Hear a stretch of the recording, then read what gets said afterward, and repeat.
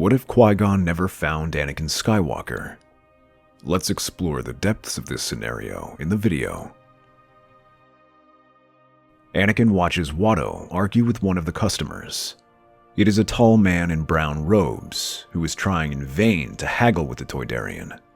After a few minutes, he gives up and motions for his party to leave. Once they are gone, Anakin emerges from his hiding spot and follows after the group, until Watto pulls him back.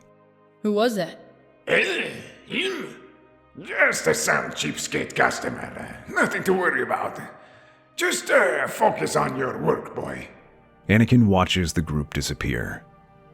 Part of him wants to chase after them, but he decides to put his attention back on preparing for his next pod race.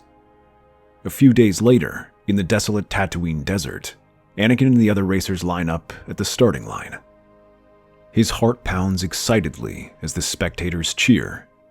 There are crime lords, bounty hunters, and all types of miscreants mixed in with the fans. But he only catches a glimpse of it as the signal for the race begins. And Anakin's pod racer bursts out of the starting line. Although he doesn't realize it, the Force guides him through the race, allowing him to catch up with the reigning champion, Sebulba.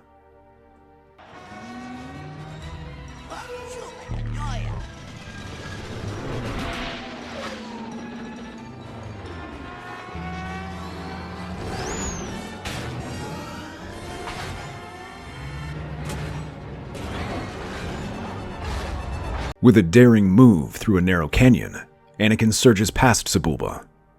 As the final stretch approaches, Anakin's heart soars as he crosses the finish line.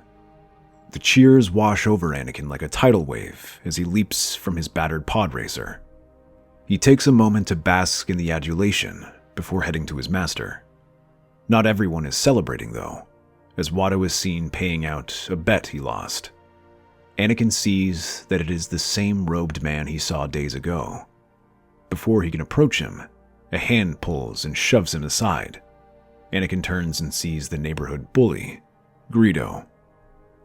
Admit it, Skywalker. You cheated today, didn't you? I did not. I won that race fair and square. What does a slave know about fairness? Anakin snarls and tackles Greedo to the ground and begins to punch him. The Rodian boy is helpless before the attacks. This was supposed to be the best day of his life. He's not going to let some bully ruin it for him. A hand pulls him back and slaps him before he can punch again. That's enough from you. Haven't you embarrassed me enough? Do you know how much money I lost when you won? The Toydarian continues to berate him until a shape appears behind him. Gardulla slithers over with her protocol droid beside her.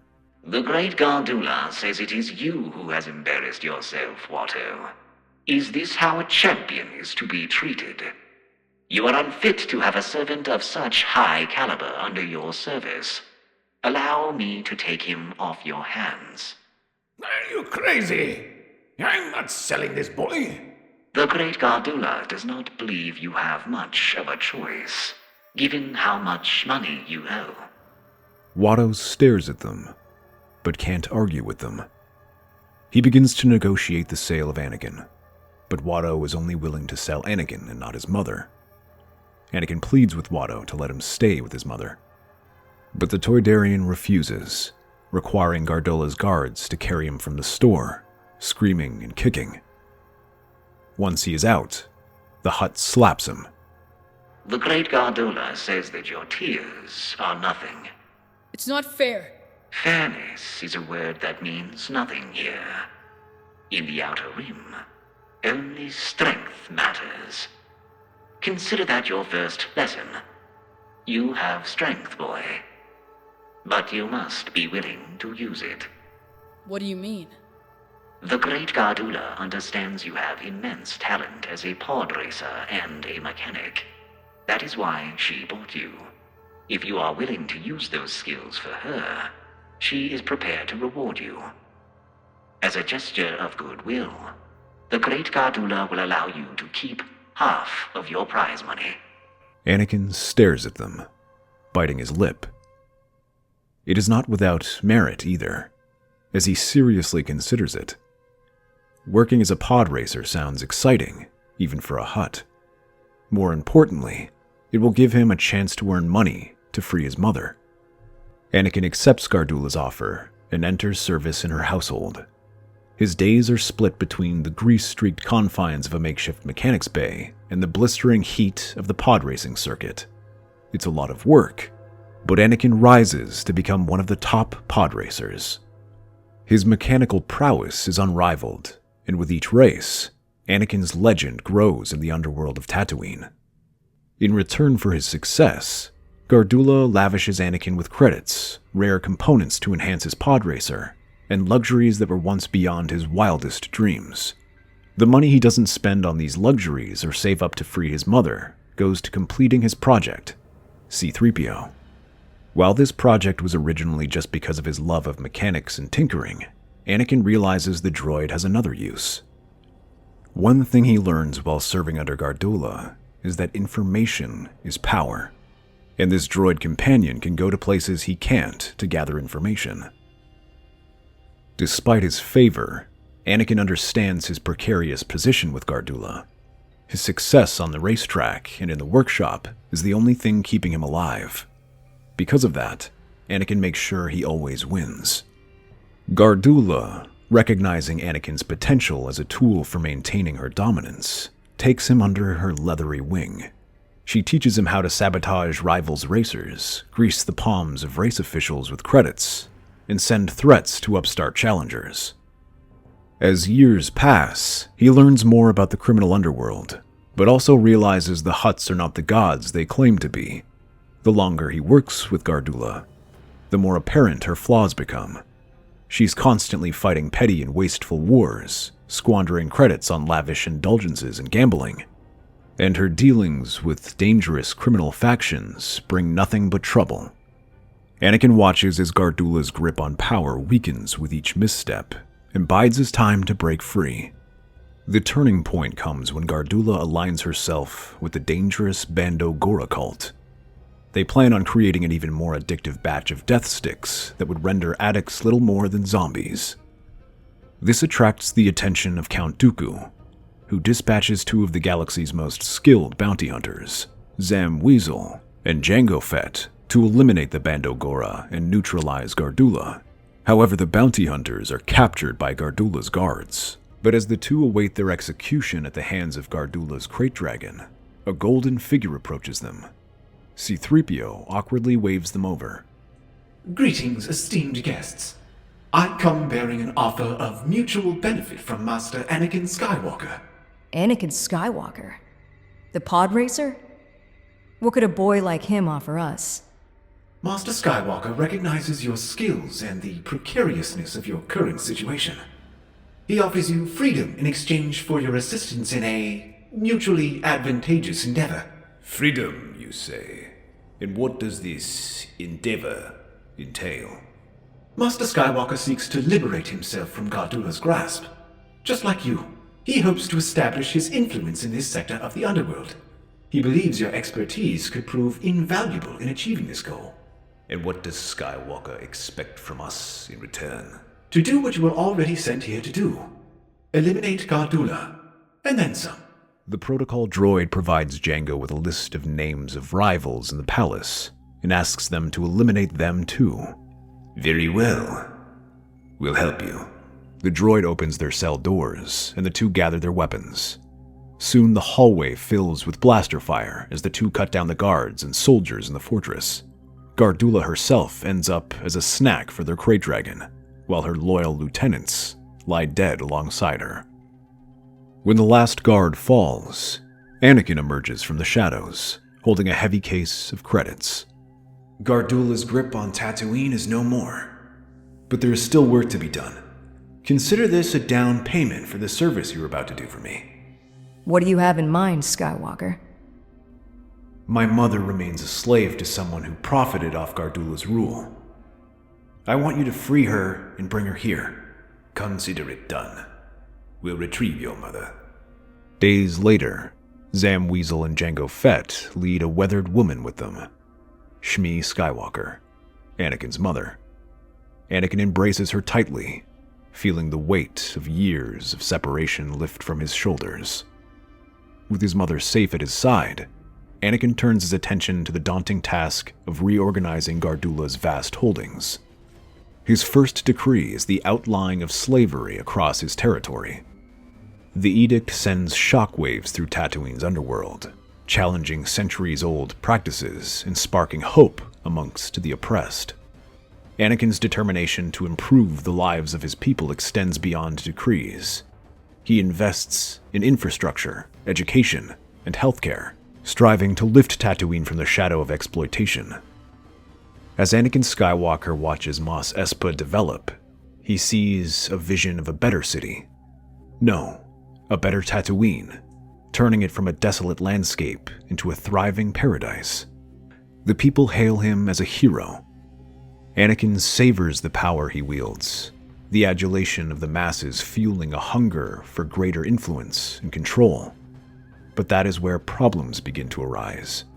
To create his paradise, he needs resources, and Tatooine's harsh reality doesn't offer many opportunities for legitimate business.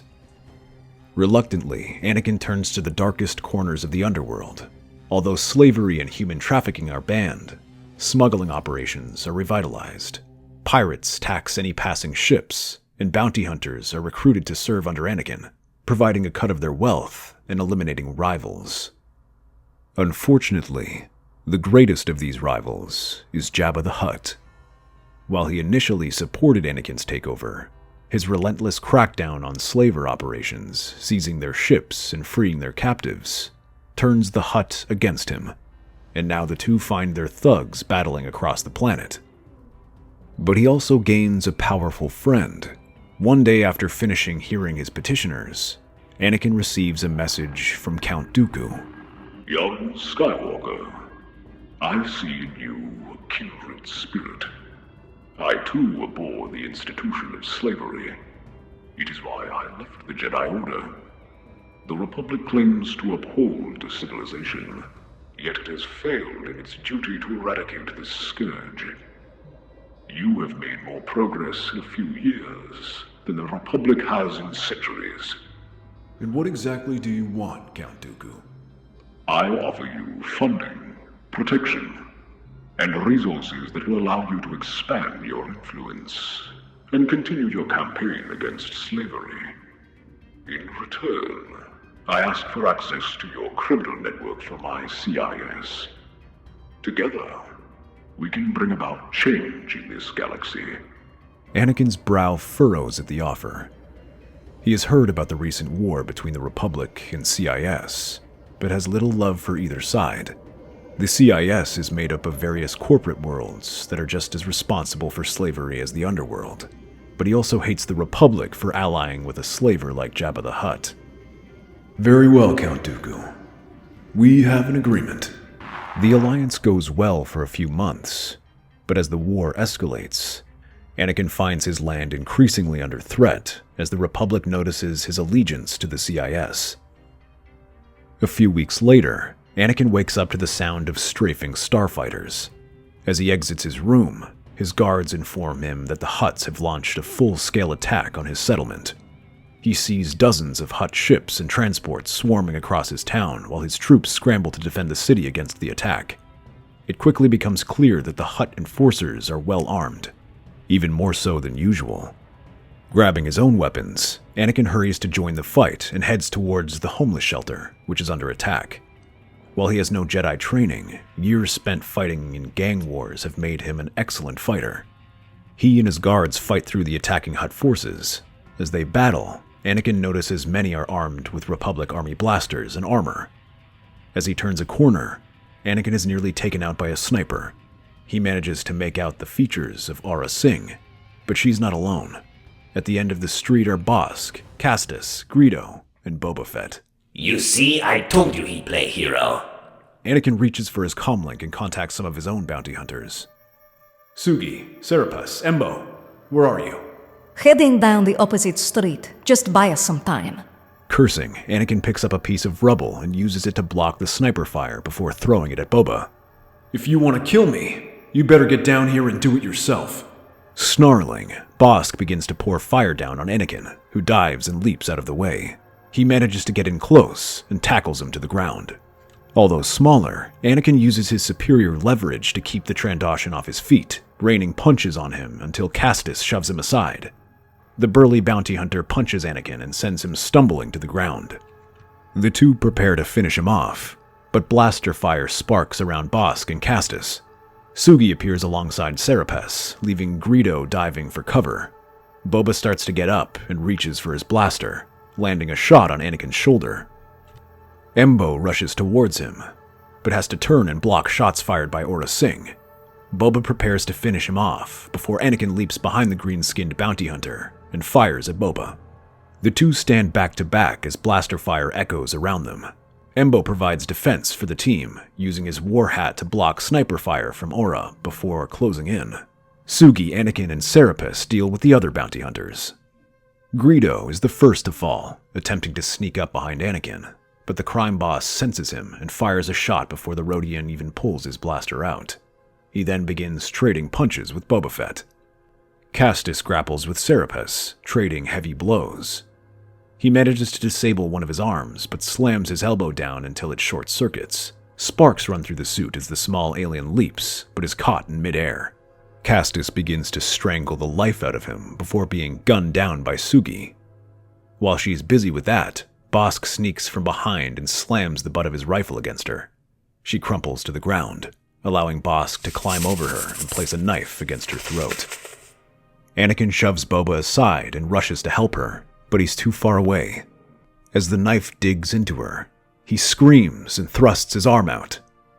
To his surprise, the Trandoshan stumbles forward as if something hit him. He rolls into the sand, allowing them to stun him. At the same time, Embo captures Aurra Sing. Boba appears with his blaster pointed at Anakin. He stares back at Boba and sees something familiar. Your eyes. You have your father's eyes.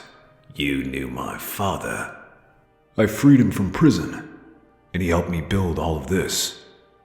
And you're here to tear it down. Take them away. His bounty hunters escort the prisoners away. Meanwhile, the battle swings in favor of Anakin's forces, and they drive the Hutts off. However, the casualties are extreme, and his territories suffer extensive damage. Shortly after the battle, Dooku contacts Anakin to offer his condolences for his loss. He also provides Anakin with money to rebuild and additional troops to reinforce his holdings and carry out the war against Jabba. However, those aren't the only things they discuss. I've observed some interesting developments during the battle. He displays the moment when Anakin uses the Force against Bossk. If you're looking for answers, I honestly don't know what happened there. Maybe not you, but I do. You are Force sensitive, though I suspect you do not understand that. I don't. I thought only Jedi could channel the Force. Indeed. They take children from a young age, but somehow they must have missed you. Still, it would be a shame to let these abilities go to waste. I can teach you how to harness them. Anakin sees the logic in Dooku's plan and agrees.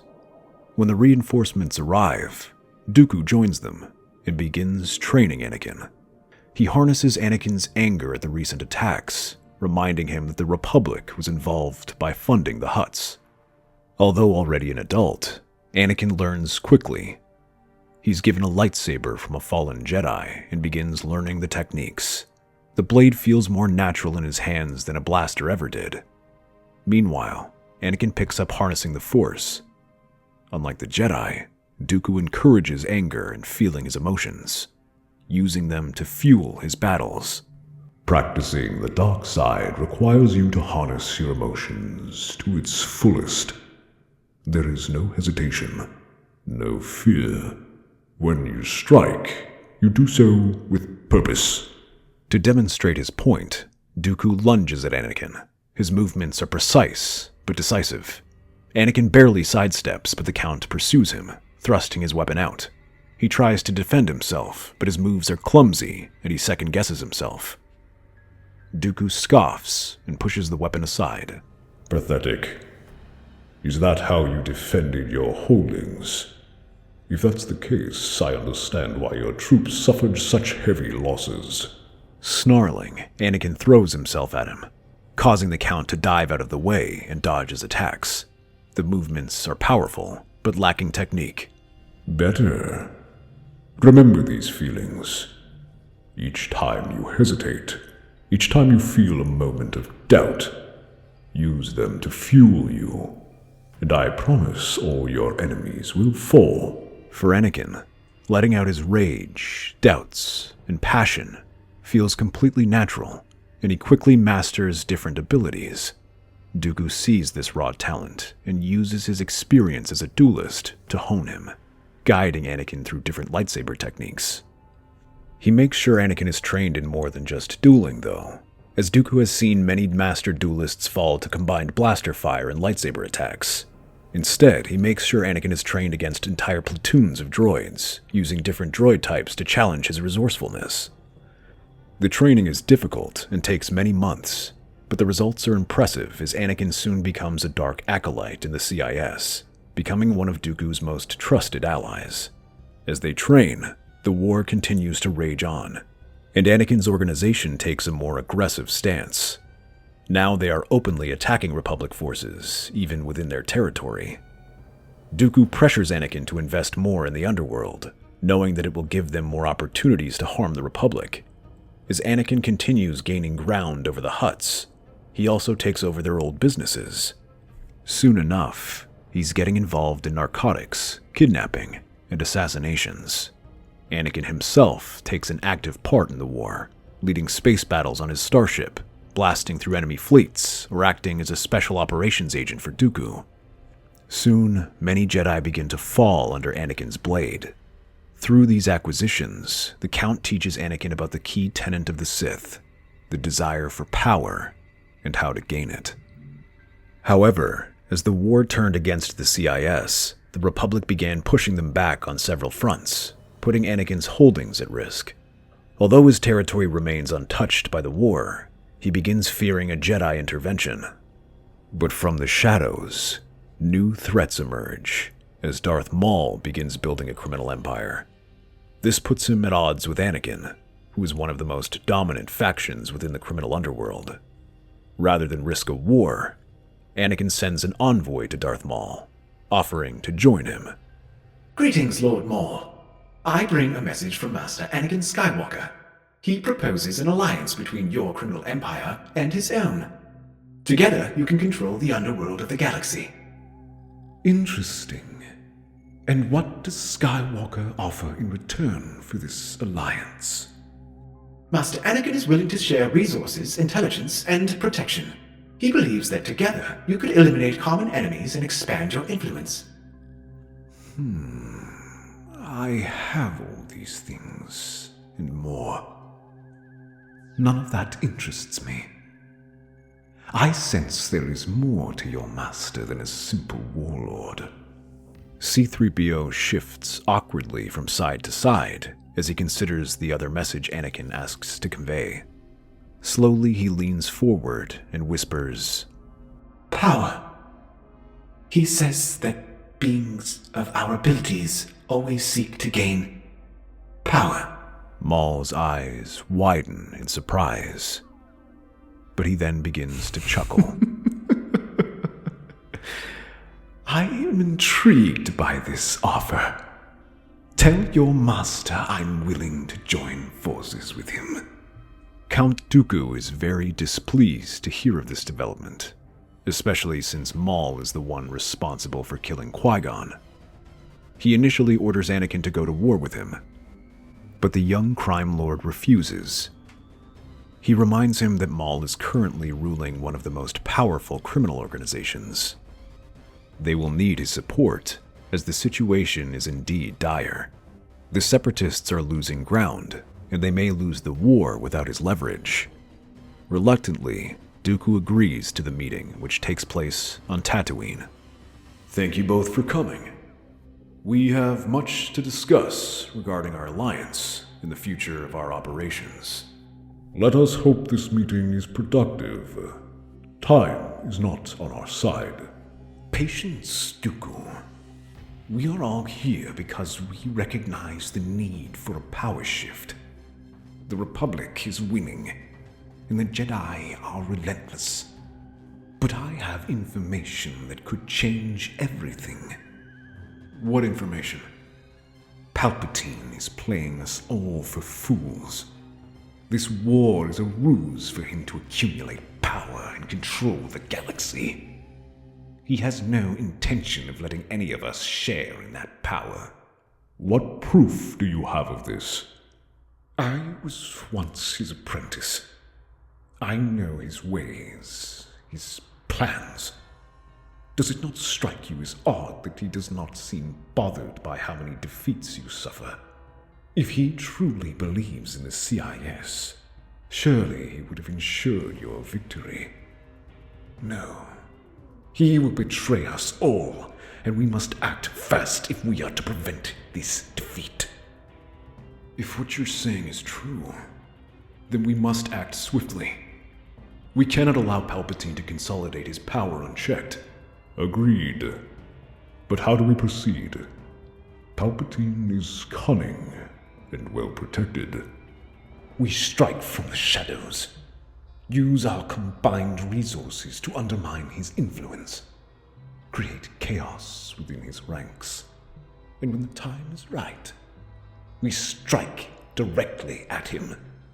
I think I might have something that can help. Anakin pulls out a data pad, revealing a recipe for a batch of highly addictive death sticks that would turn addicts into mindless slaves. It was the very reason that led to Gardulla's downfall, yet Anakin kept the information close for emergencies. The two Sith Lords look at each other in surprise. Even Palpatine didn't trust allowing this group to survive because of their fanaticism. Where I'm from, information is a powerful thing. Perhaps I underestimated you, young one. A drug epidemic like this would certainly cause chaos in Palpatine's empire. I can have the Pikes begin its distribution. Although Anakin initially wished to avoid the seedier parts of the underworld, by the end of the Clone Wars, he's become jaded and angry. He sees how the Hutts take his territory and reverse all his reforms, all with the tacit approval of the Jedi. Meanwhile, the Republic still fails to address the needs of the people. Slowly, Anakin begins to understand Dooku's mindset and why he does the things he does. By the end, he has few qualms about distributing drugs across Republic space, even one as volatile as this. Meanwhile, Dooku ensures he is not present during the Battle of Coruscant, leaving Grievous to fight and die in his place. Palpatine realizes that something isn't going to plan. Dooku was supposed to be there, but with him alive, the war can never truly end. All his attempts to contact his apprentice fail. To make matters worse, a drug epidemic is now sweeping across Coruscant, which still hasn't recovered from the recent battle. All his attempts to stamp out the smuggling operations fail. As with each cartel he destroys, more take their place. The people do not just become addicted, they also grow more aggressive, attacking the police and clones who are sent to keep the peace. Soon this health epidemic turns into a full-blown war. The addicts are joined by criminal organizations that use these addicts as a personal army. Together they storm across large sections of the lower districts and even begin advancing up towards the upper levels. The Jedi are deployed to try and quell the crisis. The fighting soon spreads across the planet, leaving the already depleted defense force spreading thin, allowing Dooku, Anakin, and Maul to slip into the Chancellor's office. The doors burst open, and Anakin, Maul, and Dooku stride in, their lightsabers igniting with a menacing hum. Dooku. I was looking for you. I see you've picked up some strays. Anakin, Maul, and Dooku spread out, surrounding Palpatine in a triangle formation. Without a word, they attack simultaneously. Maul reaches him first and uses his double-bladed lightsaber to attack from unexpected angles. Palpatine matches his speed, countering each strike with precision and power. As Palpatine blocks the first few attacks, Dooku lunges forward. Each move is swift and precise, the two seeming like they're dancing rather than fighting. Palpatine tries to step back and get some distance between them, picking up objects from his office to throw at them and knock them off balance. The two are forced to step back and block these oncoming attacks, while Anakin leaps forward. He charges at Palpatine with aggressive and powerful strikes, tapping into the dark side, channeling his emotions into his attacks. The sheer ferocity briefly drives Palpatine back, but as he steps back, he retaliates with Force lightning. He directs it at all three of them, forcing Maul and Dooku to leap aside, while Anakin blocks it with his lightsaber. As the battle intensifies, the room begins trembling with Force energies. The room is only further weakened as they hurl more objects at each other. Anakin stands at the center, blocking and cutting anything that gets in his way, while Maul seizes the moment to charge his former master with a devastating series of blows that stagger him. One lightsaber flies from Palpatine's hand, but he uses a blast of dark energy to throw Maul aside. Dooku presses his advantage, engaging Palpatine from the other side. Anakin rejoins the fray, his renewed assault overwhelming Palpatine. Together with Maul and Dooku, they channel the Force, combining their energies into a massive wave.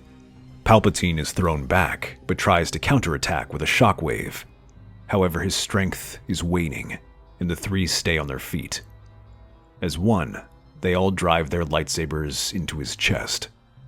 The Sith Lord screams as his body begins collapsing into nothingness, falling into a pile of dust and his empty cloak. With Palpatine gone, the Republic is thrown into chaos, allowing the three to gather their forces and refocus their attacks on the Jedi Temple and Senate building. Both quickly fall to the overwhelming Force. The remaining Jedi are forced to flee and are scattered across the galaxy, leaving Maul, Dooku, and Anakin free to establish their own Sith Empire. The CIS Council is reorganized and joined with the Galactic Senate, heeding their demands and allowing the CIS to operate independently, though they must continue supplying the Sith Empire with battle droids. The two factions begin the process of pursuing the remaining Jedi and clone forces who remain scattered across the galaxy. With the temple taken, but without Order 66, Yoda and most of the Jedi Order manage to escape, but they have few places to go as they are relentlessly pursued by both the droids and their criminal empire. The Sith Empire now begins the long process of hunting them down. One by one, the greatest Jedi are hunted, allowing the Sith Empire to establish itself in the core worlds, while the remaining Republic forces are whittled down in the Outer Rim. With their control of the criminal empire, this triumvirate establishes a more secure grip of the galaxy, more than Palpatine could have ever done. That's our theory. The Star Wars universe is a galaxy filled with exciting stories and possibilities, and we love exploring them. If you want to accompany us on this journey to a galaxy far, far away, then please like, share, and subscribe to our channel.